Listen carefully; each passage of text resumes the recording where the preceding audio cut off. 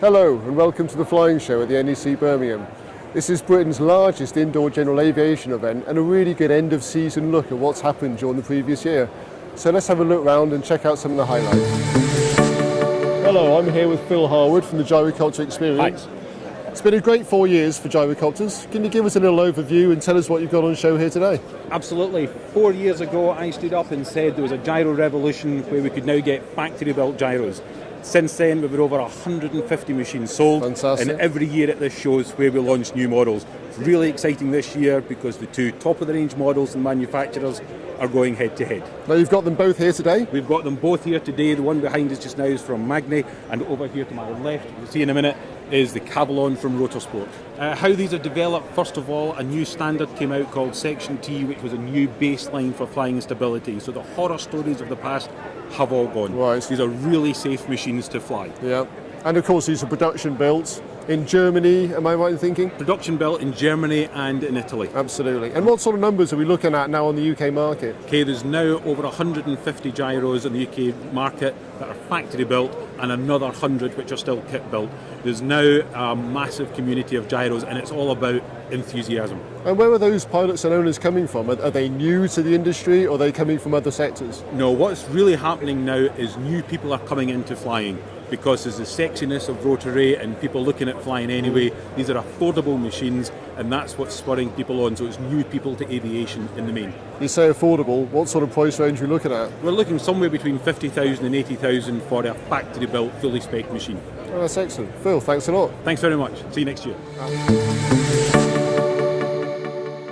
Hello, we're here now with Paul Hendry-Smith from the Light Aircraft Company, standing next to the Sherwood Ranger XP. Paul, tell us about it, please. Thank you very much. This is our latest model, Sherwood Ranger XP Aero. We're heavily under development at the moment with it. We've submitted figures through to the Light Aircraft Association. We're hoping to have this in a flying condition for the Popham Air Show in 2013. And as you can see at the moment, we have the new D-motor hanging on the front. Now, what was the decision behind the D-motor, Paul? Well, the D-motor, although it's not currently available, looks a very, very interesting option. This is the early 2.5 model. It puts out around 82 horsepower, but it only weighs in at sub 50 kilos installed. We're very hopeful that the factory is going to issue us with the new 2.7 litre ready for Popham, which will weigh in at about 55 kilos installed and put out 95 horsepower. And the price range? Price range yet to be determined by the factory, but I think it's going to be a very, very strong competitor to both the Jabiru and the Rotax 912. And would it be the only option offered with the XP? No, the XP, the standard XP will take a UL 260i, Yeah. a Jabiru 2200 and also the D-motor. But the aerobatic version, because the LAA have got previous history with the Jabiru 2002, that and the D-motor will be options. Now, this is the Aero we're standing next to now. That's correct. Two-seater, but obviously not two-seater for aerobatics. No. The original Sherwood Ranger was categorised as a 390 kilo aircraft when Russ Light designed it back in the early 90s. We've taken this aircraft now through to 450 kilos and for Germany to 472.5. But for an aerobatic version, we're still at a 450 kilos with two seats. But for aerobatics, it comes down to a single seat aircraft. So somebody could fly around with their partner in the front, land at an airfield, go and unload the passenger, let them have a hamburger and a cup of tea, go and do a few aeros, come back, refuel and go home. And what sort of level of aeros are we talking about here, Paul? We're talking about basic aerobatics. This is not a Pitts or a Kristen Eagle or anything like that. We're talking about basic, really enjoyable Sunday afternoon aerobatics. Absolutely, bit of fun, open cockpit. Exactly. What could be better? Exactly, an aerial motorbike in many ways. Excellent, Paul, thank you very much. Thank you. And we're here now with Dr. Bill Brooks from P&M Aviation, next to the Pulsar. Bill, you launched this aircraft here last year. What sort of year has it had? Well, it's been interesting and eventful, I would say. including a ballistic parachute deployment along the way. Yeah, excellent. Okay. Nothing to do with airworthiness related things. It was an unintentional foray into IMC. And how did the pilot and aircraft handle it? He'd ended up going into sort of tall, skinny trees, which sort of slowed him down a bit, and he was unscratched, actually. Excellent. And the aircraft? Well, as you can see, she's still here, and most of the damage was relatively superficial, non-structural damage. In fact, it's turned out that this prototype is extremely strong and probably a bit on the heavy side too. So making some changes to the construction to reduce weight a bit. And you've also worked on the handling, I believe. Yes. Last year we first started off with the wing with the winglets on. Yeah. And there were some complaints that it was a bit heavy to handle, especially at the higher all-up weights. Sure. So we tried some experiments with the tip fins off and also played with the dihedral a bit, and found that we were able to get better roll handling, but directional stability was suffering at high speed. We're beginning to get Dutch roll problems. I understand, we've got even larger spats, and that has stabilised the trike in yaw, and we've retained the snappy roll handling. Oh, so excellent. we're pleased with the way it handles. I understand also the developments in the Pulsar beginning to affect some of the other aircraft in the range. Well, certainly the undercarriage has been very successful on this. The Black Max wheels that we're using are now available on the quick trike.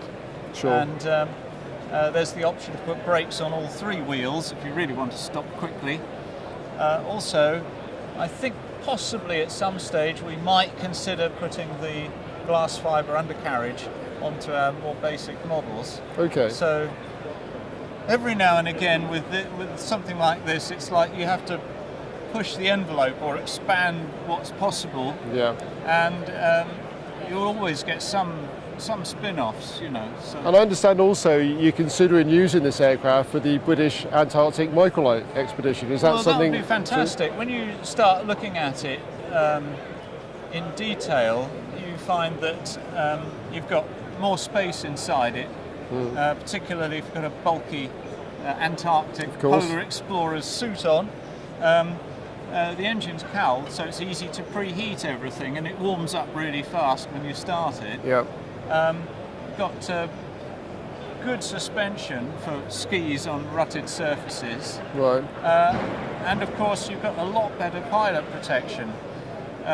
So the pilot's face is not going to get quite so cold as it would be in one of our more open machines. Absolutely. In fact, one of the principal things about it is that there's no front strut, so you can see straight ahead, and you don't need a visor. Yeah. Even if you fly at sort of 90-95, you still don't need one because there's no wind around your face. We've added these strips on the side that we call eyebrows. Yeah, I'd seen those, yeah. And we mainly introduced those because of flying in the rain, because it used to stream off the screen and then drip rather annoyingly on your lap as you were flying along, whereas these act like gutters, and the water streams up over the top, and it also stops the vortex off the sides of the screen from affecting the pilot as well. So it's very much a project under continual development. Will this carry on? Well, if you want to go into production at some stage, you've got to stop all that and say this is the defined design standard, and get it certificated. And then any change after that obviously has to be an airworthiness approved modification.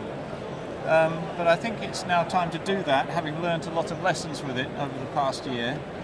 And I'm hoping to get certification completed sort of April-May time, and hopefully be able to deliver one or two at that. And where's interest coming from in the marketplace? Is it from existing flex wing pilots or from people outside of that sector? Seems to be some long experienced flex wing people are buying into it now, but we're getting quite a lot of inquiries from abroad. There are people in Mexico that want to give us money for a whole machine as quickly as possible, but of course we want to prove it in the market nearer to home first. And I've been finding that people tend to look at it like an alien spaceship. You have to grab them by the scruff of the neck and stick them in the front seat and get them flying it, and then they understand that it's a completely new sort of flying experience and what the advantages are. That's great. So, Bill, thanks a lot. It's a pleasure. And we're here now with Paul Fowler from the Enstone Flying Club and the Mark 26B Supermarine Spitfire, looking a little bit different than last year. Absolutely, looking almost complete, which he pretty much is now.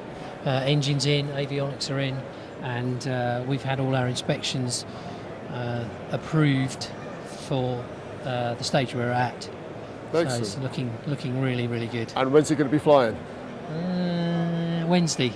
Wednesday. Which Wednesday would that be, Paul? Oh, well, I couldn't possibly say which Wednesday it is, but it'll be a Wednesday. Of course, this is part of a much bigger project.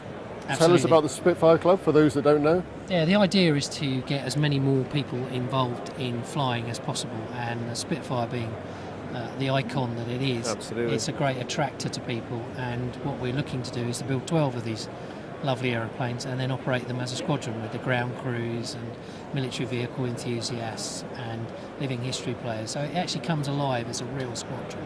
And each aircraft will be put together by a syndicate. How many in the syndicate? Well, a maximum of 20 and a minimum of around 12. That seems to be a happy medium, giving it affordability at one end and exclusivity at the other end.